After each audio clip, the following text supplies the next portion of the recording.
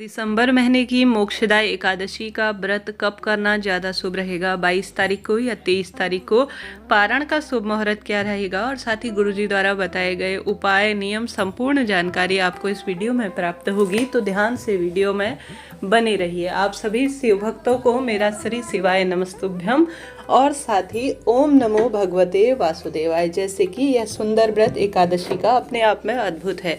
श्रीहरि विष्णु को समर्पित यह व्रत सर्वश्रेष्ठ फलों की प्राप्ति में सहायक माना जाता है। शास्त्र विधान कहता है एकादशी का व्रत इस जन्म के साथ साथ हमारे पितरों को भी मोक्ष प्रदान करने वाला है। और साथ ही मोक्षदा एकादशी नाम से ही जैसे स्पष्ट है, हमारे द्वारा मन कर्म वाणी से कुछ भूल चूक हुई है तो उन सभी पाप कर्मों का पूर्ण रूप से नाश करते हुए ग्रहों की दशा सुदृढ़ करता है, परिवार में सुख शांति और प्रभु तत्व सदा सर्वदा के लिए जीवन में प्राप्त करवाने में सहायक है। आप सभी को भी आवश्यक रूप से भगवान जी के सुंदर इस व्रत को धारण करना चाहिए। व्रतों में सर्वश्रेष्ठ व्रत के रूप में एकादशी व्रत कहा गया है, परंतु एकादशी व्रत करने के नियम हैं जिनके आधार पर सही तिथि पर व्रत करना और साथ के साथ सही स्थान पर सही समय पर पारण करना आवश्यक होता है। तो सबसे पहले एकादशी कब शुरू हो रही है जरूर से जान लीजिए।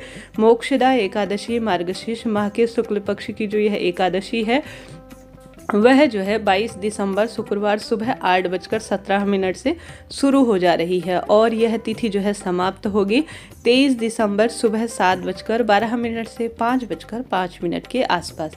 तो यह उदया तिथि के अनुसार हालांकि 2 दिन मनाई जाएगी। 22 दिसंबर के दिन भी जो गृहस्थजन है वह व्रत कर सकते हैं।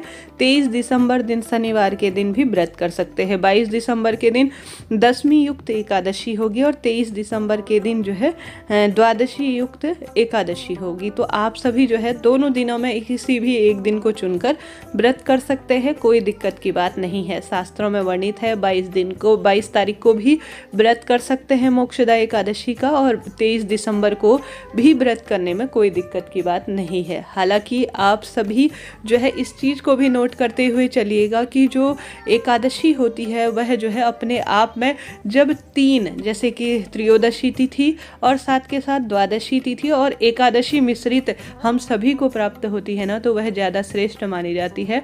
तो 23 तारीख को व्रत करना भी सर्वश्रेष्ठ रहेगा। हालांकि 22 को भी कर सकते हैं, परंतु 23 के दिन ज़्यादा त्रियोग बन रहे हैं, जिस कारण से 23 को भी व्रत करने में कोई दिक्कत की बात नहीं है। 22 तारीख को जो व्रत करेंगे उनके लिए पारण का समय थोड़ा लंबा हो रहा है, जो पारण का समय बताऊंगी। जो 23 को व्रत करेंगे वह सुबह सुबह ही व्रत को खोल लेंगे। अब जानते हैं द्वादशी तिथि के दिन आप सभी व्रत के पारण को कब करेंगे। पारण का सर्वश्रेष्ठ समय निकल कर आ रहा है। जो भक्तजन 22 तारीख को व्रत करेंगे वह 23 तारीख को दोपहरी में 1 बजे से शुरू होते हुए 1:45 के आसपास अपने व्रत को खोल लेते हैं। तो अत्यधिक शुभ है, क्योंकि सुबह के समय कोई मुहूर्त नहीं है व्रत को खोलने का। साथ के साथ आप सभी आवश्यक रूप से अगर 23 तारीख को व्रत धारण करते हैं तो 24 तारीख की सुबह 7:10 से 7:45 के आसपास अपने व्रत को खोल सकते हैं, कोई दिक्कत की बात नहीं है। तो इस तरह से सभी चीज़ें स्क्रीन पर दी हुई है कि कब आपको व्रत करना है और किस दिन आप अपने व्रत का पारण करें। इस तरह से यह नियम थे। अब आप सभी की दुविधा समाप्त हो गई होगी। अब जानते हैं उपाय, नियम और विशेष कार्य। अपने आप में अद्भुत यह दिन होता है। जैसा मैंने बताया ब्रह्म मुहूर्त में आप सभी को सबसे पहले गुरुजी कहते हैं तुलसी की लकड़ी, जो कि अपने आप में पूर्ण रूप से सुखद मानी जाती है। इस दिन उपाय कार्य करने के लिए आप सभी को आवश्यक रूप से तुलसी की लकड़ी को नहाने के पानी में घुमा लेना चाहिए, थोड़ा सा गंगा जल मिश्रित कर लेना चाहिए। ओम नमो भगवते वासुदेवाय महामंत्र का जाप करते हुए दिन की शुरुआत करनी चाहिए। अब प्रश्न आते हैं कि एकादशी के दिन जैसा तुलसी में जल नहीं चढ़ाया जाता तो तुलसी पत्र कब तोड़े। साथ के साथ आप सभी इस चीज को भी नोट करते हुए चलिएगा कि हम सभी तुलसी में जल किस दिन नहीं डालें। तुलसी पत्र एकादशी तिथि के दिन कभी भी तोड़ना नहीं चाहिए, पाप कर्म की श्रेणी में आता है। तुलसी में जल भी नहीं चढ़ाया जाता। आप सभी को जो है सिर्फ तुलसी में दीपदान करना है। तो एकादशी तिथि जो मैंने समय बताया, उस समय से, उस तिथि से जब से शुरू होगी, आप सभी को एकादशी में जल नहीं चढ़ाना है। इस बात का ध्यान रखें, क्योंकि सर्दियां हैं, वैसे भी तुलसी माता में इतने जल की आवश्यकता नहीं है। तुलसी की पत्तियां एकादशी तिथि शुरू होने से पहले पहले आप सभी तोड़कर अपने पास रख लीजिएगा। इन चीज़ों का ध्यान करें, नियम के जो है तहत अपने उपाय को करें, कार्य को करें, तब जाके जो है आपका व्रत, पूजा पाठ सफल होगा। इन चीज़ों को नोट करते हुए आप सभी चलिएगा। अब आप सभी को अपने दिन की शुरुआत तुलसी की लकड़ी को जल में घुमाकर और गंगा जल मिश्रित जल से करना है। खरमास चल रहा है, सूर्य नारायण भगवान की विशेष सेवा आराधना करें।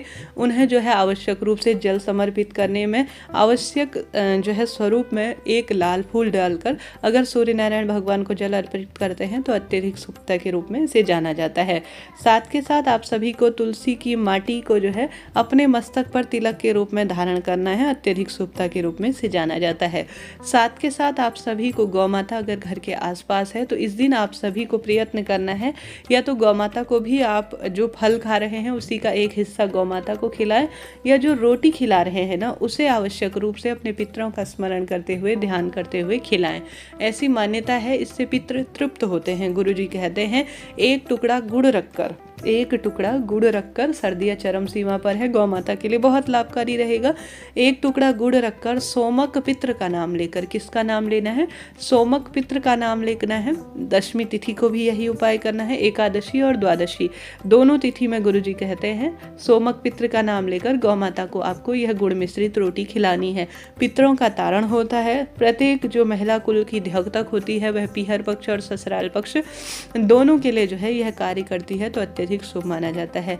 अब श्रीहरि विष्णु की प्रतिमा, फोटो है या विग्रह स्वरूप लड्डू गोपाल के स्वरूप में है, तो कच्चा दूध शंख में भरकर आप सभी को एक तुलसी पत्र डालकर आवश्यक रूप से प्रभु स्मरण सरल से मंत्रों का जाप करते हुए ओम श्री विष्णवे नमः कह सकते हैं, या ओम नमो भगवते वासुदेवाय कहते हुए आवश्यक रूप से शंख में तुलसी पत्र डालकर आपको श्रीहरि विष्णु के विग्रह स्वरूप को स्नान कराना चाहिए। बहुत शुभ और मनोकामना की श्रेष्ठ प्राप्ति में माना जाता है। तुलसी की सूखी लकड़ी अगर आपको प्राप्त हो जाए तो उसका दीप श्रीहरि विष्णु के समक्ष प्रस्तुत करना चाहिए। तुलसी की लकड़ी को पीस कर जो है पूर्ण रूप से चंदन, आप किसी पत्थर इत्यादि में या मिक्सी की मदद से पीस सकते हैं, उसमें सामान्य चंदन मिलाकर इसे हरि चंदन बना सकते हैं। और हरि चंदन से श्रीहरि विष्णु का स्वयं सुंदर श्रृंगार करते हैं ना, तो आप यकीन मानिए, गुरुजी कहते हैं श्रीहरि विष्णु आपको गले लगाते हैं और खुशियों से आपके भंडार भर देते हैं।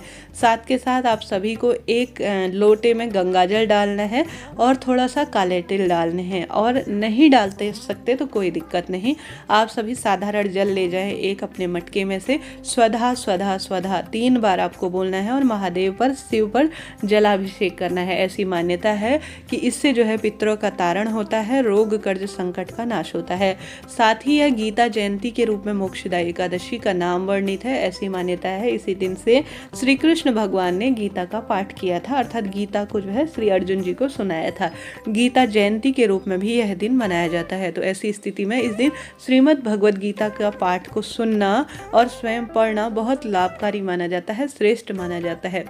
आप श्रीमद् भगवद गीता घर पर नहीं है तो उसको भी ला सकते हैं, दान में देकर आ सकते हैं, शुभ रहेगा। श्रीहरि विष्णु के निमित्त आप सभी एक अखंड दीप लगाएं और आवश्यक रूप से पीपल वृक्ष की पूजा करें। शुक्रवार का दिन माँ लक्ष्मी को समर्पित है, शनिवार को भी पीपल पूजा करें, जल चढ़ाएं, दूध चढ़ाएं पीपल वृक्ष की जड़ में, विष्णु सहस्त्र नाम का पाठ कर सकते हैं, पीपल वृक्ष की परिक्रमा कर सकते हैं। शुभ फलों की प्राप्ति आपको होनी है, धन संबंधी परेशानी हो जो है दूर होगी।